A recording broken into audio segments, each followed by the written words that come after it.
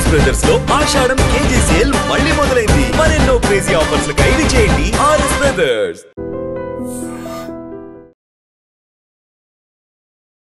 Welcome to eighteen news. This is Pavan. Rangareddy జిల్లాలో కొత్తూరు మండలంలోని పెంజర్లలో దారుణం చోటు చేసుకుంది. తోడబుట్టిన తమ్ముడి అక్కను అతి కిరాతకంగా చంపడం జరిగింది. అండగా ఉండాల్సిన తమ్ముడి అర్ధాయుషు కారణమయ్యాడు. అసలు మనుషులు మృగాల్లా ప్రవర్తిస్తున్నాడు. రక్తం పంచుకొని పుట్టిన వాళ్ళే ఈ విధంగా తయారవుతున్నారు. గత కొద్ది కాలంగా మనం చూస్తూనే ఉన్నాము.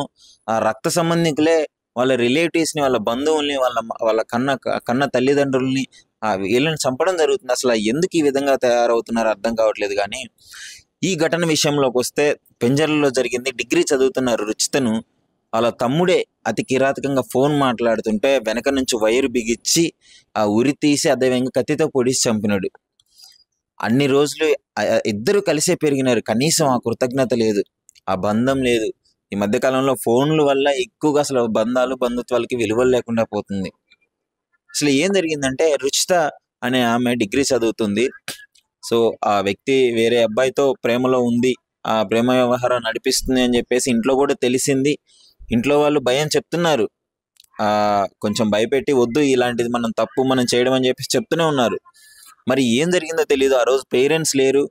ఈమె ఫోన్ మాట్లాడుతుందని తెలుసుకున్న తమ్ముడు రోహిత్ అనే వ్యక్తి పరువు హత్యకు కారణమయ్యాడు. అంటే ఆమె ఫోన్ మాట్లాడుతుంటే మా పరువు పోతుంది, బయట మమ్మల్ని వేరే విధంగా అర్థం చేసుకుంటారు, ఆ చేతగాని వాళ్ళగా చూస్తారు అని చెప్పేసి మరి ఆ రోహిత్ అనే వ్యక్తికి, చిన్నపిల్లాడు, ఆ ఫోటోలో మీరు చూడొచ్చు, కనీసం మెచ్యూరిటీ లేకుండా అంత చిన్న పిల్లాడు ఒక మర్డర్ కారణమయ్యాడంటే, ఒక నేరం చేయాలి అనే ఆలోచన, అది కూడా సొంత అక్కని చంపాలనే ఆలోచన అసలు ఆడి మైండ్లోకి ఎలా వచ్చిందో తెలియదు. కానీ ఈ విధంగా ఆ దారుణానికి పాల్పడ్డాడు.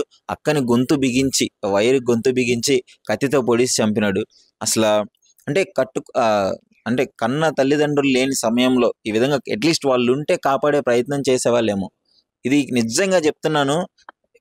పెంచే విధానంలో కూడా చాలా తేడా ఉంటుంది. ఈ చిన్నప్పుడు మొత్తం వాళ్ళు ఇష్టం వచ్చినట్టు వదిలేసి ఎవరు ఫ్రెండ్స్తో తిరుగుతున్నాడు ఏం తెలియకుండా, ఇప్పుడు ఏ ఫ్రెండ్ సర్కిల్ లేకుండా ఈ విధంగా చేస్తాడా? ఇలాంటి ఆలోచన వస్తుందా?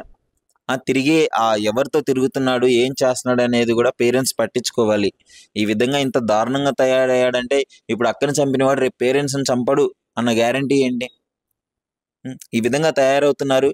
అసలు ఒక్కరికి కూడా బంధాలు బంధుత్వాలు అనే విలువలు లేవు. ఫోన్లు వచ్చిన కాడ నుంచి కాలేజ్ చదువుతున్న తను ఫోనే, ఈ చిన్న అబ్బాయికి ఫోనే, చిన్న పిల్లగాళ్ళకు కూడా ఫోన్లు ఇచ్చి కనీసం ఫ్యామిలీ మెంబర్స్తో టైం స్పెండ్ చేయక ఇలాంటి దారుణాలన్నీ చోటు చేసుకుంటున్నాయి. ఎందుకంటే ఆ ఫ్యామిలీ మెంబర్స్తో కొంత సమయాన్ని గడిపినప్పుడు ఆ బాండింగ్ అనేది పెరుగుతుంది, అర్థం చేసుకోగలరు ఒకరినొకళ్ళు. తమ్ముడు అనేవాడు ఎలా ఉండాలి, అక్కకి సపోర్ట్గా ఉండాలి. అక్క ఇది మనం తప్పు, ఇలా చేయడం తప్పు, మన తల్లిదండ్రులకి ఆ మాట వస్తుంది అని చెప్పేసి నచ్చజెప్పుకునే ప్రయత్నం చేయాలి. కానీ ఇప్పుడు జనరల్గా ఒక ఆడపిల్లకి, చిన్న పిల్లాడైనా సరే, ఒక తమ్ముడిని కానీ ఎవరైనా ఒక అబ్బాయిని తోడిచ్చి పంపిస్తారు, ఎందుకంటే అండగా ఉంటారు, సపోర్ట్గా ఉంటాడు అని చెప్పేసి.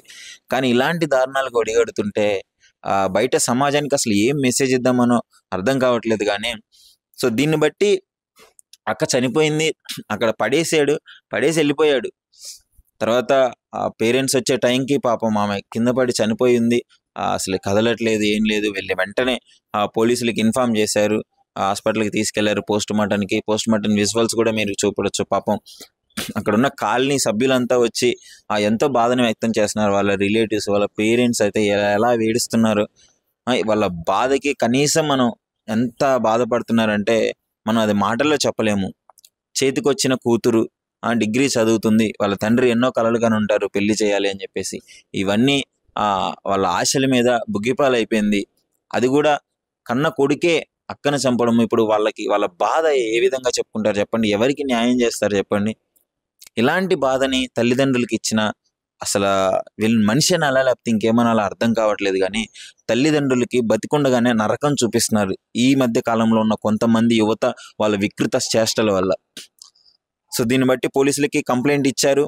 ఇచ్చిన తర్వాత వాళ్ళు దర్యాప్తు చేస్తున్నారు. కంప్లైంట్ అయితే ఖచ్చితంగా అతనే చంపాడు, వాళ్ళ తమ్ముడే రోహిత్ చంపాడు అని చెప్పేసి వాళ్ళు కంప్లైంట్లో పేర్కొనడం జరిగింది. సో పోలీసు వాళ్ళు దాన్ని కూడా దర్యాప్తు చేసి ఇన్వెస్టిగేషన్ చేసి అసలు ఎందుకు చంపాడు ఏంటి అని టోటల్గా ఆ వివరాలు అయితే కనుక్కునే ప్రయత్నం అయితే చేస్తున్నారు.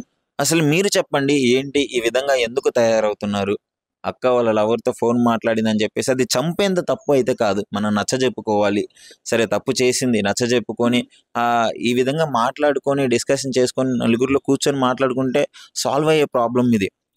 కానీ ఈ అతి కిరాతకంగా ఈ మధ్య అలా చంపాలన్న ఆలోచన రాకూడదు. కానీ ఈ విధంగా ఈ మధ్య కాలంలో చాలా మర్డర్ కేసులు కూడా చూస్తున్నాం. ఇలాంటివి చూసే ఈ విధంగా ప్రోత్సహించినట్టు అవుతుంది. సో వీటిని అరికట్టాలి. ముఖ్యంగా ఆ బంధాలకి విలువలు తీసుకోవాలి. అసలు మీరేమనుకుంటున్నారు?